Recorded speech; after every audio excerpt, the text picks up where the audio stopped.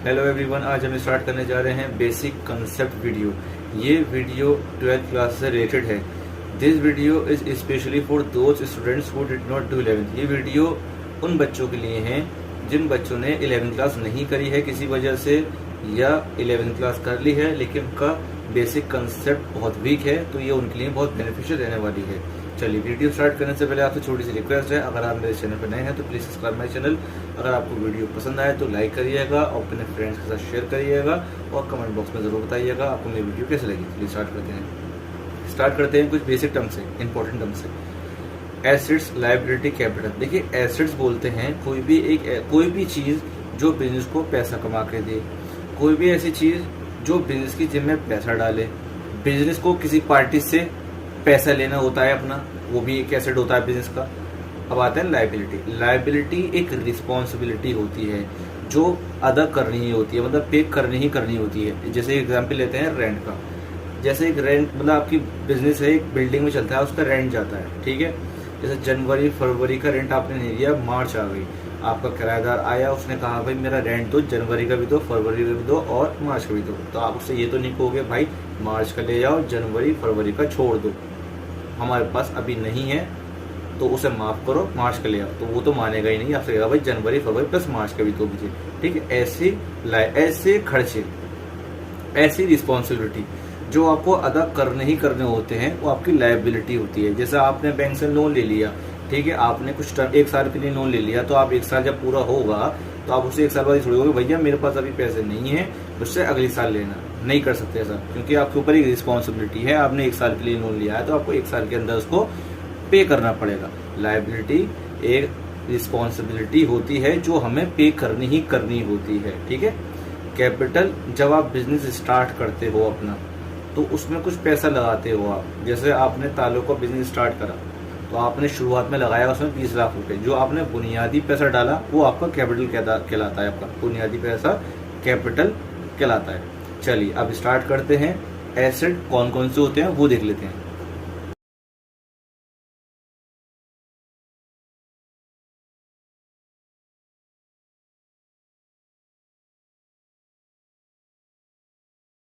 Asset में आपको क्या आता है? Plant and machinery, building, furniture, data, stock, investment, cash in hand, cash at bank, prepaid expenses, goodwill, और भी बहुत सारे होते हैं जो हम पढ़ेंगे आगे किताब में और हमें समझ में आते जाएंगे। फर्नीचर जैसे डेटर बोलते हैं, जैसे आपने किसी पार्टी को उधार माल बेचा तो वो आपका कहलाएगा डेटर। डेटर के साथ एक और यूज होता है बिल रिसीवेबल। ये दोनों मिलके कहलाते हैं आपका ट्रेड रिसीवेबल, ठीक है। बिल रिसीवेबल वही है जैसे डेटर है, बस यहाँ पे बिल बना के दे दी, मतलब आपने किसी पार्टी को माल उधार बेचा तो आपने उस पार्टी को बिल बना के दे दिया, तो वो कहलाता है आपका बिल रिसीवेबल।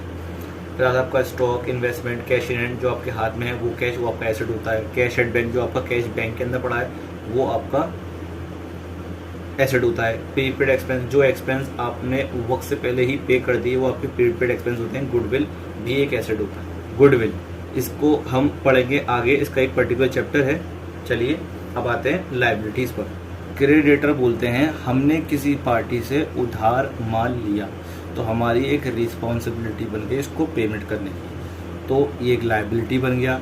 आपका बिल पे बिल भी ऐसे ही है, हमने किसी पार्टी से उधार माल लिया, उस पार्टी ने हमें एक बिल बना के दे दिया तो वो कहलाता है बिल पे बिल। लोन आपने लिया बैंक से किसी पार्टी से, वो आपका एक लायबिलिटी हो जाती है। आउटस्टैंडिंग एक्सपेंस, ऐसे खर्चे जो आपके ऊपर ड्यू हो गए हैं लेकिन आपने अभी तक पे नहीं करे। जैसा आपको हमने रेंट की एग्जांपल बताई थी, रेंट आपके ऊपर ड्यू हो गया था जनवरी और फरवरी का, लेकिन आपने पे नहीं करा था। मार्च में जो रेंट लेने आया वो, तो आपने मार्च के साथ प्लस जनवरी प्लस फरवरी का भी देना था। तो ऐसे खर्चे जो ड्यू हो गए हैं लेकिन उनको उस वक्त पे नहीं करा गया हो, वो आपके कहलाते हैं आउटस्टैंडिंग एक्सपेंसेस। अब आते हैं हम अपने अगले टॉपिक पर। चलिए, कैपिटल आपको बताया ही था, बुनियादी पैसा। बिजनेस चलते में भी कुछ पैसा और लगाते हैं बिजनेस के अंदर, वो भी कैपिटल कहलाता है। लेकिन आपको बस यहाँ पर भी याद रखना है कि कैपिटल बुनियादी पैसों को बोलते हैं। और आगे आते हैं, जैसे आपका एक और टर्म आती है आपकी इंपॉर्टेंट, ड्राइंग। ड्राइंग बोलते हैं कि बिजनेसमैन ने अपने पर्सनल खर्चे के लिए बिजनेस से पैसा निकाल लिया। एक चीज़ और समझ लीजिए आप, बिजनेस और बिजनेसमैन दोनों ही अलग पर्सन माने जाते हैं अकाउंटिंग में। देखिए, कानून कहता है कि बिजनेस अलग होता है और बिजनेसमैन अलग होता है। मतलब बिजनेस अपने नाम से, जो भी बिजनेस का नाम होगा उस नाम से दूसरी पार्टी के साथ कॉन्ट्रैक्ट में आ सकता है। बिजनेस लॉ की नज़र में होता है एक आर्टिफिशियल लीगल पर्सन, ठीक है, सेपरेट लीगल एंटिटी होती है। मतलब ये अलग होता है, ये अलग होता है। तो बिजनेसमैन अपने पर्सनल खर्चे के लिए बिजनेस से पैसा निकाल लेता है, ठीक है, पैसा निकाल लेता है, उस चीज़ को बोलते हैं ड्राइंग। चलिए और अगले टॉपिक पर आते हैं। देखिए, इस कंसेप्ट पे आने से पहले हमें कुछ इम्पोर्टेंट चीज़ जानना ज़रूरी है, जैसे कि हमें ज़ीरो को पता होना चाहिए कि ज़ीरो क्या वैलिड होता है। अपने देखिए, जैसे यहाँ एक ज़ीरो लगाया तो 10 हो जाएगा। अगर यहाँ मैं लगा दूँ एक के आगे 2 ज़ीरो तो ये 100 हो जाएगा। 3 लगा देता हूँ तो ये 1000 हो जाएगा। 4 लगा देता हूँ तो ये 10,000 हो जाएगा। 5 लगा देता हूँ तो ये हो जाएगा लाख। 6 लगा देता हूँ तो ये हो जाएगा 10 लाख, ठीक है। अगर 7 लगा देता हूँ तो 1 करोड़, ठीक है। आपको यहाँ पर कॉमा लगाना है। कॉमे से ये होता है, आज आप कॉमा लगाते हो तो आइडेंटिफाई करने में और रीड करने में काफ़ी सिंपल हो जाता है। देखिए कॉमा किस तरह से लगाते हैं, ये बहुत ज़्यादा बेसिक है, बहुत ज़्यादा इंपॉर्टेंट है, ठीक है। इसमें ज़ीरो की गड़बड़ी होने के चांस जो होते हैं वो बहुत कम हो जाते हैं। देखिए 10 में कोई कॉमा नहीं लगता, 100 में कोई कॉमा नहीं लगता, 1000 में कॉमा लगता है 3 डिजिट के बाद, ठीक। 10,000 में कॉमा लगता है 3 डिजिट के बाद।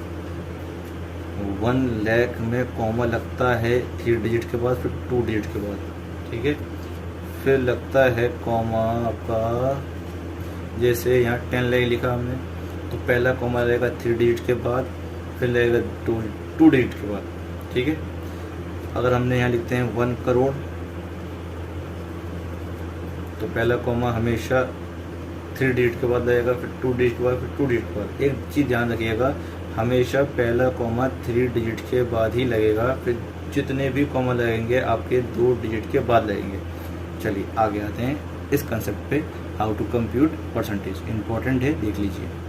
देखिए जैसे हमें 10,000 की परसेंटेज निकालनी है, 10, हमें 10,000 का 10% निकालना है, तो हमेशा याद रखिएगा जिस नंबर की, जिस अमाउंट की हमें परसेंटेज निकालनी होती है उसको रखिए पूरा, जितनी परसेंटेज निकालनी है उससे मल्टीप्लाई करिए। हमें यहाँ 10,000 की 10% निकालनी है तो 10,000 यहाँ रखा, 10% निकालनी है, 10 से मल्टीप्लाई और 100 से डिवाइड, निकल जाएगा। आपका आंसर आएगा यहाँ पर 1000, ठीक। बहुत इम्पोर्टेंट है, बहुत इजी है जानता हूँ, लेकिन इम्पॉर्टेंट है। 12th क्लास स्टार्ट करने से पहले ये ज़रूर देखिए, स्किप मत करिएगा। जिनसे नहीं आता वो तो बिल्कुल ना सोचे स्किप करने की। चलिए आगे देखिए, जैसे यहाँ पे देखिए 0 यहाँ पे था, बाकी सब 0 यहाँ थे, तो हमने एक 0 यहाँ से काटा, एक यहाँ से काट दिया, एक यहाँ से काट दिया, एक यहाँ से काट दिया, तो ये जो बचा हमारा आंसर हो गया, ठीक है। एक तरीका ये होता है। अगर आपको यहाँ कहीं 0 नहीं दे रखा हो, अंदर 0 दे रखे हो, तो आप इस 0 को नहीं काट सकते इन 0 से, ठीक है। तो आपको बस ये 0 काटना है, ये 0 काटना है, ठीक है। जो भी आंसर आए, क्या आंसर आएगा आपका, यही आएगा 10,071, 1 से मल्टीप्लाई, ठीक, और 10 नीचे 1 से मल्टीप्लाई करेंगे तो यही आंसर निकल के आएगा। अब देखो यहाँ पे 0 1 है तो 1 डिजिट के बाद पॉइंट लगा दो यहाँ पर, तो आंसर आपका आंसर आएगा 1007.1, ठीक है, याद रखिएगा। अगले क्वेश्चन पे आते हैं। 12,374 का हमें 10% निकालना है। यहाँ पे 0 नहीं है, यहाँ पे 0 है, तो यही करेंगे, एक 0 से 0 काटेंगे। जो आपका ये नंबर है 1 2 3 4 5, कितने 0 यहाँ पे 1 बचा है 0, तो 1 के बाद पॉइंट लगा दोगे आप। अब यहाँ देखिए, यहाँ 0 नहीं थे, यहाँ 0 नहीं है, यहाँ सब 0 थे ऊपर, ठीक है। यहाँ 0 नहीं है आपके, यहाँ तो है ये वाला 0, यहाँ 2 0 से काट दो, आपका आंसर बन जाएगा 240 इंटू 12। इसी तरह नीचे वाले 2 क्वेश्चन भी हो जाएंगे। ऐसा आता है बहुत अच्छी बात है, नहीं आता प्लीज़ प्रैक्टिस करिएगा। सिर्फ इन्हीं क्वेश्चन प्रैक्टिस कर लेंगे तो आपकी परसेंटेज में कोई दिक्कत नहीं आएगी, और आपको परसेंटेज निकालना आना चाहिए, क्योंकि 12th क्लास में स्टेप स्टेप पर परसेंटेज निकलवाई है। इंटरेस्ट ऑन कैपिटल की, इंटरेस्ट ऑन लोन की, इंटरेस्ट ऑन ड्राइंग की, और भी बहुत है। चलिए हमारी आज की वीडियो इतनी है। अगर आपको मेरी वीडियो पसंद आई तो प्लीज़ लाइक करिएगा, शेयर करिएगा मेरे साथ, और मेरे चैनल को सब्सक्राइब करिएगा। Thank you so much.